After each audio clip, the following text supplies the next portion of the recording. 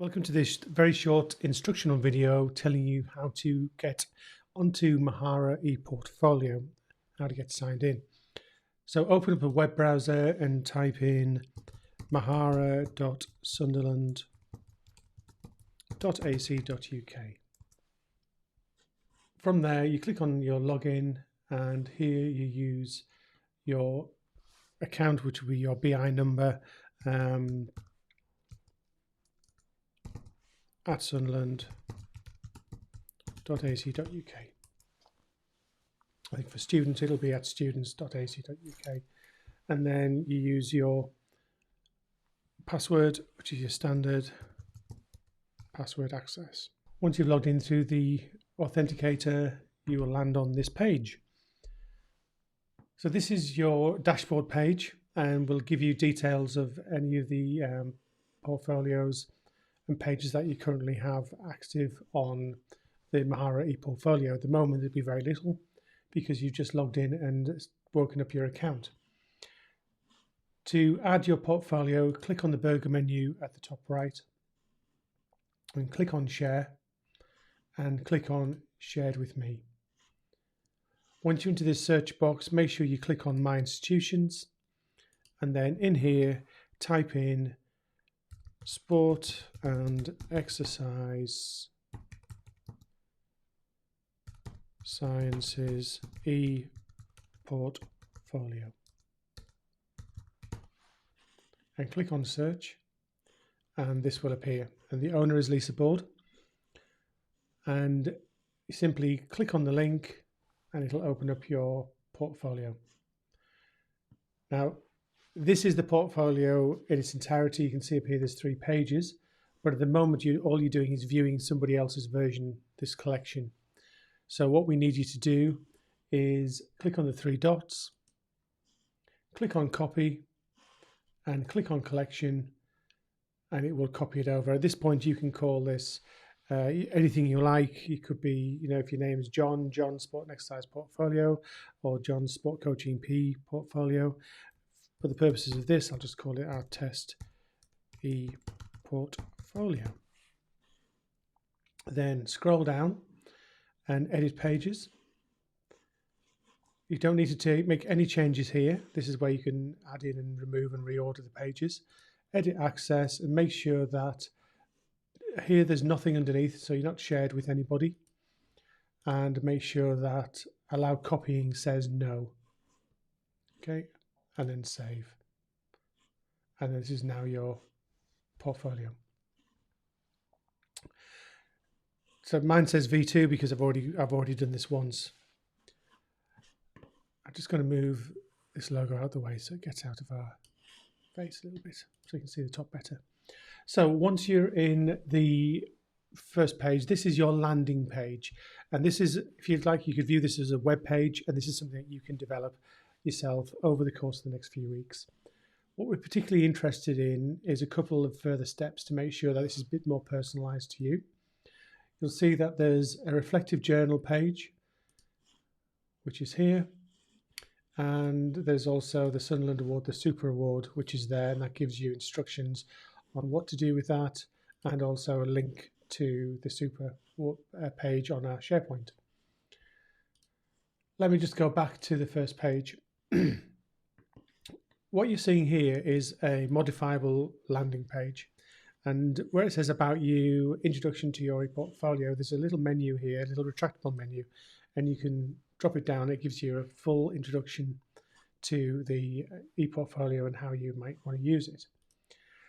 Equally, you might think that you'd like a few more things on here, and you'd like it to be a bit more about you, or a bit more personalized, and we have edit options here. So if you move up to the top right and you see this edit pencil, we click on that, and now we've got an editable screen. If you want to flick back between the two, we just simply click on the screen and then we see what it would look like to a third party.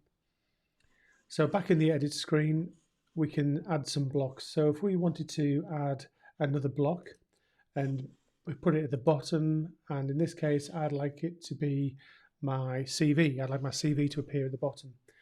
Click on Show More,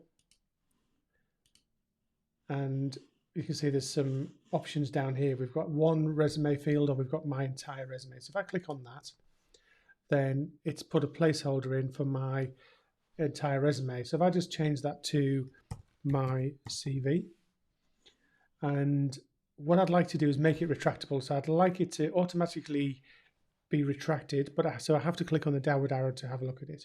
So I'll click on that, and then we'll say save. And because there's probably going to be a lot of text, I'm going to stretch it out to the full width of the page. So if we just go back to our main page now and display it, you can see now there's an introduction to the portfolio, which is retractable, and there's also a CV underneath, which is at the moment, which is blank.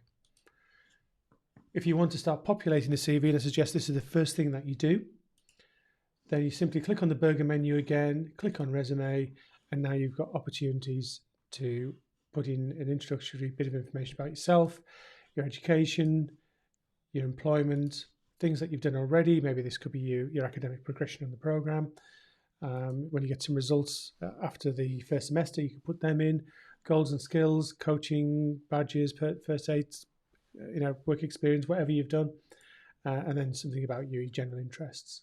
Because this is a portfolio that you can share with third parties if applying for a job, for example, or for a placement.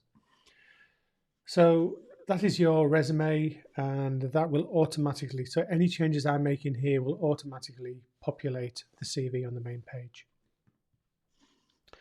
Let me go back to the Mahara menu. So up here, Mahara, take you back to this page anytime.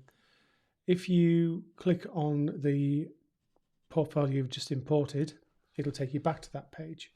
So it's always a quick way back. Save you back buttoning, and there's not an easy way of getting around the menu. It is a bit clunky in places. So that's a block in there. If you wanted to add another block, for example, let's go back to the edit. Let's put another block at the top. I'll just add it. This time I'll move it up there. This time I'd like to put in some files to download, for example, or I might want to put in some recent journal entries from my reflective journal. So I'll have this little pre-prepared piece I've got from my journal. I'll show you how to do that in a minute. So I click on that. Retractable, yep, I'll have it retracted, please. If I'd like, and I could do that, say yes this time. And then I'll click on save. And I've realized that, I haven't changed the title, so it's easy. I just go back in and I put into my reflections, or my reflective journal, or whatever you want to call it. It's up to you. Save that. And I think I'll have that up here. And I think I'll have it wider because there'll be a bit of text. It'll be easy to write in there. And then if I just click on the view screen again, and now it's tidied it up a little bit more. Now, if I wanted to, I could look at any of these in more detail. Here's a reflection using Kolb's model of reflection. This is one using Rolf. And the last one is using Gibbs. So if I just drop down Rolf, there we go. It's a what, so what, now what, reflection and references. Very short one. Kolb, this is a 4-part one. This is a bit longer. And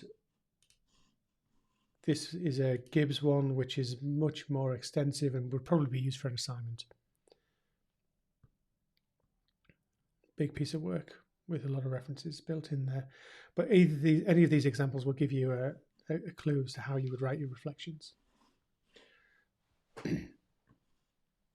So this is the landing page, and I said you can change it as much as you want. You can make it your own. If you then want to get your reflective journal going, then we come to this page, and we just need to add a journal block. So again, I'm going to go into the edit. I'm going to go into the plus. I'm going to add the block. I'm going to call it my reflective journal. And if I click on here, I got a full journal, so I can put the full journal in. Again, I might just give it that little heading, and I'll click on have it retractable. Yeah, I can do that if I want to, but I'll click on save. And I'm going to stretch it out to the full width of the page because that's what it looks better as. And then I click on the TV screen, I'll see what it looks like. So there's my reflective journal in its entirety. So here's my landing page. There's my last 3 reflections. There's my actual journal with those reflections in there. And my super reward pages are here. If I want to edit my journal and I want to put a new reflection in, I simply click on edit, click on new entry, and there I go. Details of my latest experience. Maybe it's a placement that's just ending. Maybe it's a significant moment in a lesson. Maybe it's an opportunity you've had to work with somebody for a day and you want to reflect on it and show how you're developing professionally. And that's where you would do that. Then simply click on save.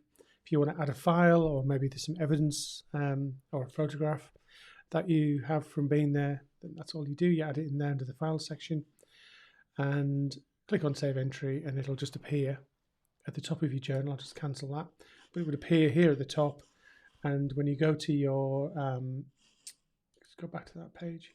When you go back to page 1, it would update the shortlist of your recent reflections. So to get you started, really that's all you need to do.